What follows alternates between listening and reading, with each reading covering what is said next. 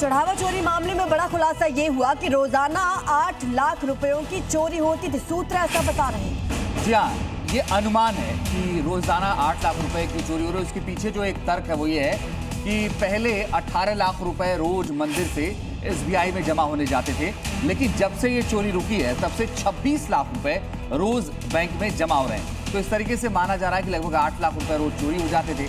लेकिन अब आप इसमें देखिए कि एक और तर्क है कि चढ़ावा जो चढ़ रहा था उसमें कमी आई है, बावजूद इसके पैसा बैंक में ज्यादा जा रहा है। यानी इसका मतलब यह है कि 8 तो फिक्स ही है, इससे ज्यादा भी रकम थी जो चोरी हो रही थी, क्योंकि चढ़ावे की रकम में कमी आई है। और एक और बड़ी खबर आपको बता दें, चढ़ावा चोरी में बहुत बड़ा खुलासा हुआ है। सेवादार भी इस चोरी में शामिल थे। सूत्रों के हवाले से खबर आ रही है, महीनों से बैंक से सैलरी अपनी निकाली ही नहीं इन लोगों ने। तो ऐसे में शक और गहराया है। आपको बता दें, सेवादार भी चोरी में शामिल थे। सूत्रों के हवाले से बड़ी खबर, बंदरबांट चल रही थी। यहाँ पर कई लोगों की मिली भगत थी। अब तक 30 से ज्यादा लोगों से पूछताछ हो चुकी है, कई आरोपी गिरफ्तार हो चुके हैं। और बड़ा अपडेट है कि सेवादार भी चोरी में शामिल।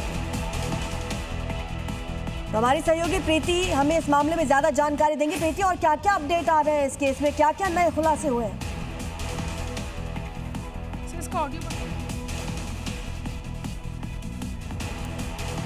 प्रीति, आप सुन पा रहे हैं?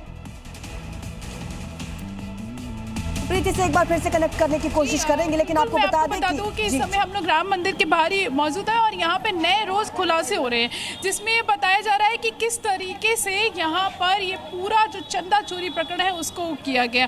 यहाँ पर आप देख रहे होंगे कि मंदिर के बाहर जो है ये आपको यहाँ पे सेवादार कुछ नजर आ रहे होंगे। जो व्हील चेयर जो है आपको यहाँ पे रखी हुई व्हील चेयर नजर आ रही होगी, ये व्हील चेयर जो लोग लेके जाते थे सेवादार, उनकी जो सैलरी थी वो मात्र 10 से 12 हजार रुपए थी। और ये 10 से 12 हजार रुपए कमाने वालों के पास भी आप 4 पहिया गाड़ी के साथ साथ 2 साल में इनकी जो संपत्ति है वो 4 गुना हो गई। और इसमें से ऐसे बहुत सारे ऐसे लोग हैं जिन्होंने पिछले 4-5 महीनों से अपनी जो सैलरी है उसको हाथ ही नहीं लगाया है। तो कुल मिला के कह सकते हैं कि चंदा चोरी जिस तरीके से हो रही थी, पूरा संगठित गिरोह के तौर पे चंदा चोरी यहाँ पर की जा रही थी। और साथ ही ये पूरे मंदिर परिसर से किस तरीके से बाहर लेकर आते थे।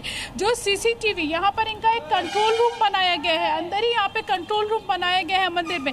तो जो कंट्रोल रूम है उस कंट्रोल रूम को पे में भी उन्होंने छेड़छाड़ करने की कोशिश की गई। और एसआईटी जो है वो लगातार जो है वो जांच कर रही है।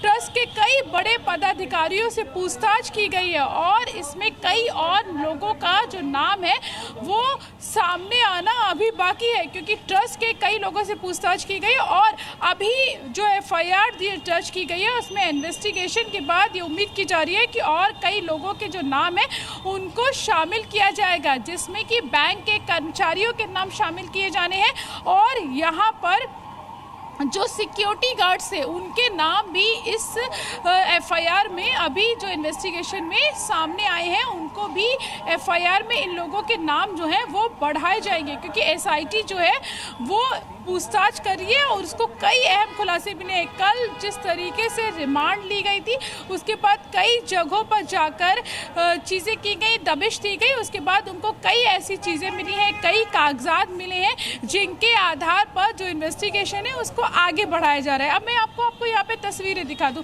कि किस तरीके से यहाँ पर तस्वीरें हैं। देखिए, राम मंदिर है, राम मंदिर में जिस तरीके से जो आरोपी थे वो चोरी करते थे। 8 लोगों का पूरा गिरोह होता था। पहले वो वहाँ पे चोरी करते थे, उसके बाद वही मंदिर में चीजों को छुपाया जाता था और समय मिलते ही उनको बाहर लेकर आ जाते थे। जिस तरीके से हमने जी न्यूज़ ने कई लोगों के इंटरव्यू किया, उसमें उन्होंने बताया था कि ट्रस्ट में कुछ विशेष लोगों को जब वो मंदिर के अंदर जाते थे तब तो उनकी चेकिंग होती थी, लेकिन जब वो मंदिर के बाहर आते थे तो उनकी चेकिंग नहीं होती थी।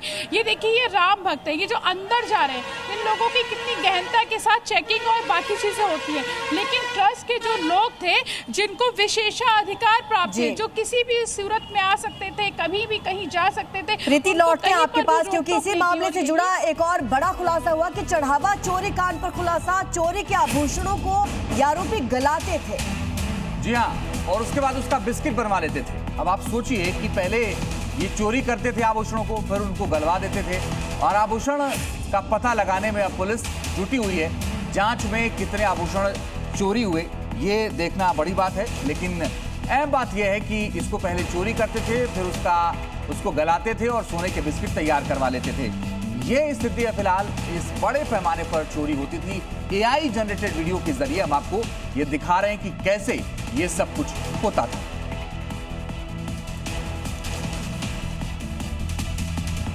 राम मंदिर चंदा चोरी मामले को लेकर अब एसआईटी आभूषणों के बारे में जांच करना शुरू कर चुकी है।